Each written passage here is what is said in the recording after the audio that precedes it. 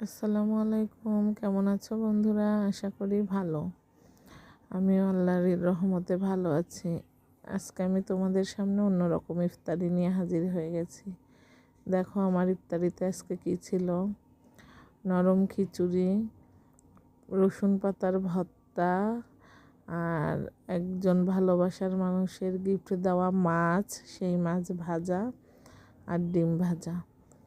সব সময় পেঁয়াজি, বেগুনি, ছোলা, চপ এগুলো দিয়ে ইফতারি করতে একঘেয়েমি লেগে যায় প্রতিদিন। তাই মনে হলো একটু অন্যরকম কিছু হলে হয়তো ইফতার করে মজা লাগতো। তো দেখো, এই যে এখানে আমি খুব তৃপ্তি করে খাচ্ছি। মাশাল্লাহ, ভর্তাটা এত মজা ছিল। আর এই যে মাছ ভাজাটা, ছোট মানুষের মতো মাছ খাচ্ছি, ভাজা মাছ। তো তোমরা কে কী দিয়ে ইফতার করেছো কমেন্টে জানাবা। আর আমার ভিডিওটা ভালো লাগলে লাইক, কমেন্ট, শেয়ার করে দিবা। আর আজ এই পর্যন্ত। ভালো থাকো সবাই।